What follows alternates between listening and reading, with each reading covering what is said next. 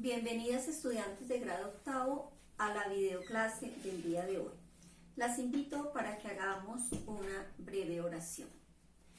Padre Celestial, ponemos en tus manos esta actividad. Te suplicamos en el nombre de Jesús y a través del corazón inmaculado de la Virgen María, nos regales tu Santo Espíritu para que todo lo que hagamos esté de acuerdo a tu voluntad, sea para tu gloria y el bien de nuestras almas. Amén. En el nombre del Padre, y del Hijo, y del Espíritu Santo. Amén. El tema de hoy es Jesús frente a la organización comunitaria de su pueblo. Recordemos que en la clase pasada habíamos visto que Jesús nace en Belén de Judea y que junto a Belén de Judea, junto a Judea, hay otra región que es Samaria y Galilea. Estas tres regiones están dominadas por los romanos y ellos les dan el nombre de Palestina. Estas tres regiones para los romanos es Palestina. En Palestina es el emperador romano quien ejerce la autoridad a través de un gobernante que envía para cada región.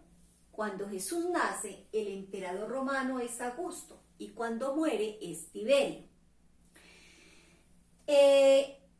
Recordemos que es Herodes el gobernante que está en Judea cuando nace Jesús, pero luego Herodes muere y lo sucede su hijo Arquelao. Después, Arquelao lo sucede Poncio Pilato. Recordemos que es Poncio Pilato el que está gobernando Judea cuando muere Jesús. Este gobernante, designado por el emperador romano, tiene una institución en Judea que le ayuda a ejercer su autoridad. Es el Sanedrín. El Sanedrín es una institución que está formada por 71 miembros. Quien dirige el Sanedrín es el sumo sacerdote. Este sumo sacerdote sale de una clase aristocrática que son los saduceos, de ahí lo eligen. Cuando Jesús estuvo, hubo dos sumos sacerdotes, Anás y Caifás. También en este grupo de 71 personas que conforman el Sanedrín como clase, como élite dominante, como clase gobernante, están también los sacerdotes. Pero en la época de Jesús, los sacerdotes son elegidos, no elegidos como ahora, que la persona que desea ser sacerdote lo puede hacer, sino que ellos vienen de una tribu, la tribu de Leví. El sacerdocio es hereditario, es decir, solamente pueden ser sacerdotes los que pertenecen a la tribu de Leví. ¿Qué hacían los sacerdotes? Estaban en el culto del templo, pero también eran elegidos algunos sacerdotes para pertenecer a esta élite gobernante o dominante. También estaban algunos fariseos elegidos de una secta que tenía gran influencia, que eran los fariseos, y escribas o doctores de la ley, que eran las personas que interpretaban las leyes religiosas más que todo. Entonces, aquí en esta pirámide más o menos está representada esas tres clases que habían en la época de Jesús: la clase gobernante o dominante, la clase dominada, el pueblo conformado por campesinos, pescadores, pastores, labradores, y la clase baja, la clase excluida, la clase marginada, que están los pecadores, enfermos, pobres y gentiles. Recordemos que los gentiles son aquellos que no son judíos y también son excluidos. La clase pasada veíamos por qué estos pecadores, enfermos, pobres y gentiles son excluidos, ¿no? Por toda la creencia religiosa que se tiene de que Dios es un Dios que rechaza al pecador, que castiga, que es un castigo por los pecados, la enfermedad, que los pobres también no son bendecidos de Dios. Bien. Vamos a ver cómo fue la relación de Jesús con cada una de estas clases sociales que se encuentran en Judea, en la región que él nace. La mentalidad de la clase gobernante es una mentalidad religiosa que concibe un Dios único, un Dios fuerte y vengativo, especialmente con los pecadores, un Dios que se presenta como castigador con aquellos que no cumplen su ley. Y en esta mentalidad de concebir un Dios único, ellos han escuchado que va a venir el Mesías, han escuchado las profecías, pero conciben ese Mesías que cuando venga, él va a llegar a esta clase gobernante, a esta clase dominante. Ellos no conciben que nace pobre y humilde. Ellos no conciben que Dios pueda enviar a su Hijo, porque conciben un Dios único. Ellos no tienen la concepción del Dios trinitario, Padre, Hijo y Espíritu Santo. Por eso cuando Jesús se presenta, Jesús habla a la gente y se presenta como enviado del Padre, se presenta como el Hijo de Dios. Cuando esta clase gobernante escucha que Jesús expresa que es el Hijo de Dios, lo tildan de blasfemo, que comete blasfemia con Dios por haber decir esto, que Él es el Hijo de Dios. Y algunas veces han intentado apedrearlo por esta situación. También, especialmente los escribas, sienten cierto temor porque Jesús cada vez tiene más autoridad, ejerce más influencia en la población de Judea. Entonces ellos se sienten incómodos porque sienten que de pronto él está ganando poder y autoridad sobre el pueblo más que ellos, que son los que son la autoridad, que son los que gobiernan. En esta incomodidad entonces vemos que buscan como la oportunidad para acabar con Jesús, y recordemos cuando Jesús es presentado ante las autoridades romanas para ser juzgado y le preguntan si él es hijo de Dios, y él dice: sí, yo soy el Hijo de Dios, para eso vine al mundo, para dar testimonio de la verdad. Entonces dicen: ¿qué más?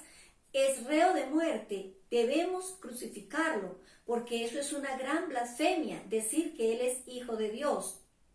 Entonces, bueno, concluimos que Jesús con esta clase gobernante fue rechazado e incluso murió en manos de ellos.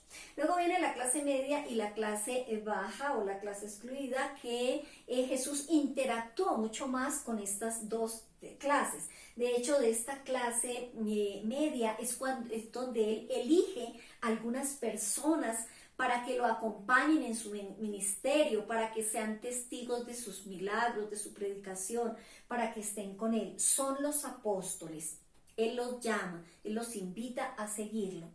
Ellos, los apóstoles, son aquellos que dejan todo, dejan su casa, su familia, su trabajo, sus bienes, y se dedican completamente a estar con Jesús, a acompañarlo, a asimilar su doctrina y a vivirla, y luego a enseñar. Bien, y efectivamente donde más contacto tuvo con la gente fue con la clase de los excluidos, ¿no? Bueno, hay que unos grupos religiosos en esta comunidad de Judea, y son los fariseos, saduceos, escribas, esenios y celotes. Vamos a mirar cada uno de estos grupos, cómo fue la interacción con Jesús, si lo aceptaron o lo rechazaron. ¿Quiénes son los fariseos? Son una secta, como dijimos antes, que tiene una gran influencia en la sociedad de Judea, y tienen como característica que son muy apegados al cumplimiento de la ley. Recordemos que la ley en Judea en esta época está enmarcada por la Torá. La Torá, que son los 5 primeros libros del Antiguo Testamento, si los comparamos con nuestra Biblia actual. Ellos son estrictos en el cumplimiento de la ley, pero no solamente de la Torá, sino que inventan muchas otras reglas, normas, leyes, y las dan para que las personas las cumplan, pero ellos mismos no la cumplen. Por eso muchas veces Jesús los tildó de hipócritas, que cargan a la gente con cantidad de mandatos que deben cumplir, pero ellos mismos no lo hacen. también son tan apegados a la ley que chocaron con Jesús, tuvieron enfrentamientos con Jesús, específicamente por el cumplimiento de la ley del sábado. En la ley judía, el sábado es el día de culto al Señor. Y ellos tienen establecido que en este día de culto no se debe hacer ningún oficio, solamente se debe dedicar la persona a rendir culto a Dios. El día anterior deben cocinar, hacer todo, ese día no se puede hacer nada. Si una persona está enferma y necesita de pronto que alguien le traiga una medicina, ayudarle en esa situación, no se puede hacer porque el sanar a un enfermo, el ayudar a un enfermo, se considera un oficio y entonces es pecado, o sea, se incumple la ley. Pues Jesús, que viene a enseñarnos que es más importante el mandamiento de la ley, ejercer el amor y la misericordia con el prójimo, que estar sujetos al cumplimiento de la ley, él se le presenta a una persona que ha sufrido mucho y él, como Dios, sabe el dolor y el sufrimiento de esta persona a través de los años por ser paralítico. Entonces él, siendo Dios, lo sana en día sábado. Ellos lo tildan de que no cumple la ley de Dios, de que no cumple el mandato de honrar el día del Señor, pero él les explica que cualquier día de la semana, incluido el día del Señor, se debe hacer el bien, se debe practicar el amor y la misericordia, que el hombre no debe estar sujeto a la ley, porque ellos, por estar tan sujetos a la ley, no daban margen al amor y a la misericordia de Dios. Entonces ellos tienen enfrentamientos con Jesús por este tipo de radicalidad que Jesús les enseña, que es el amor y la misericordia, porque la evidencia más grande del amor a Dios es el amor al prójimo, es la misericordia, es el servicio, es la ayuda. Entonces con este grupo no encajó Jesús. Vienen los saduceos. Los saduceos es una clase aristocrática, es una clase rica y poderosa. Es una clase que se siente mejor que otras clases menos favorecidas. Ellos, en su concepción religiosa, creen que no hay resurrección, que cualquier castigo o recompensa por las buenas obras se da en esta tierra. Pero Jesús predica que hay resurrección, que hay vida eterna.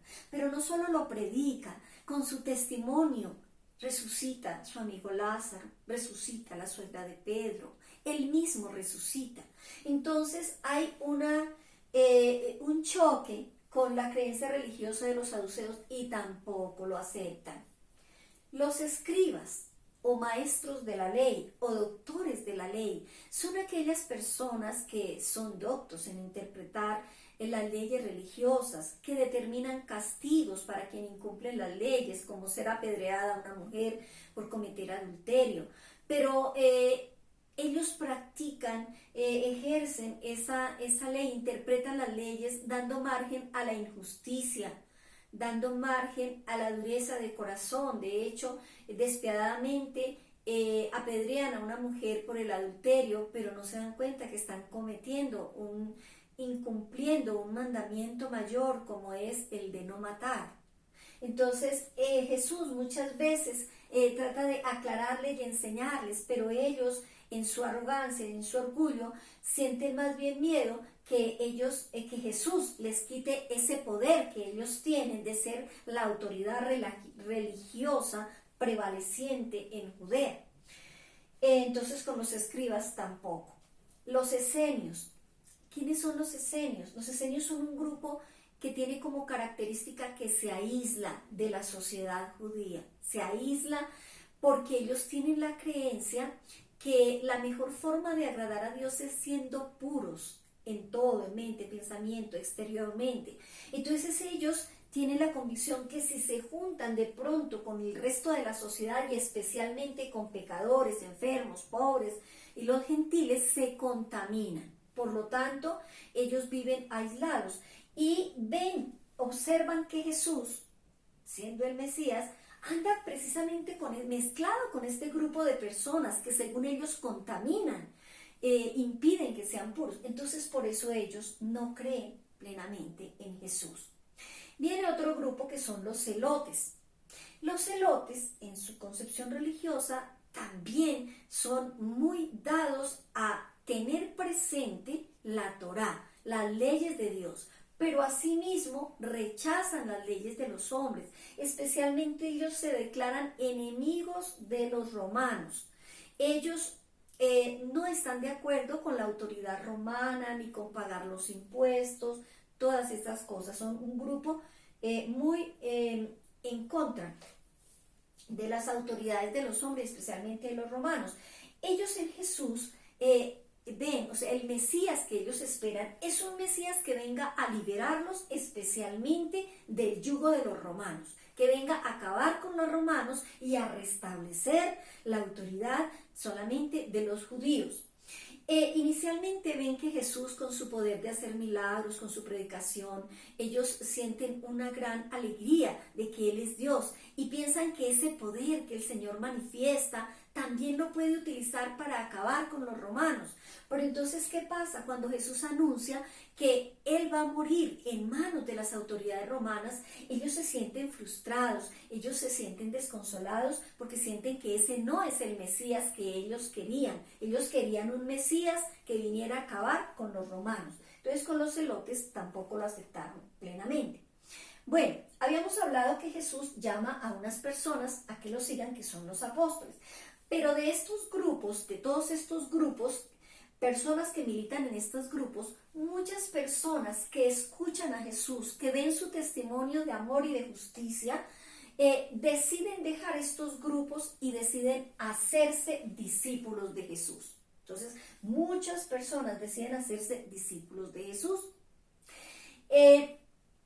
Entonces Jesús ya tiene apóstoles y discípulos. ¿Quiénes son los apóstoles? Ya dijimos que los que dejan todo y se van a seguir. Los discípulos son aquellos que siguen a Jesús, pero no dejan casa, familia, trabajo, bienes por seguir a Jesús, sino que lo escuchan, llevan la palabra en el corazón, la ponen en práctica, siguen a Jesús.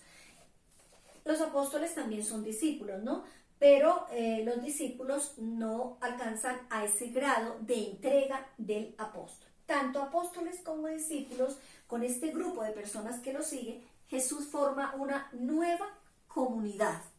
Esa comunidad de los cristianos. Nace el cristianismo, que son quienes siguen al Señor Jesucristo. Y tiene una característica esta comunidad. Esta comunidad, la característica es el amor, el servicio, la justicia y el perdón. Por eso la gente, cuando veía esta comunidad formada por Jesús, decía: mirad cómo se aman. Era el distintivo más hermoso, el amor entre ellos, el verdadero amor.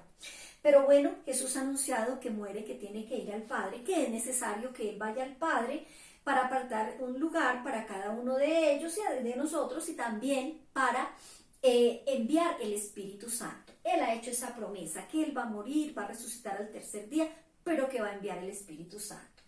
Jesús muere y resucita, sí, es verdad, los 3 días. Los apóstoles, ante ese suceso, quedan bastante tristes, desconsolados, miedosos, porque se esconden pensando de pronto que pueden correr la misma suerte que corrió su maestro. Pero hay una persona, por eso olvidan esa promesa de que Jesús va a ir al Padre y envía el Espíritu Santo. Ellos olvidan esa promesa por esta situación. Pero hay una persona que no olvida esa promesa.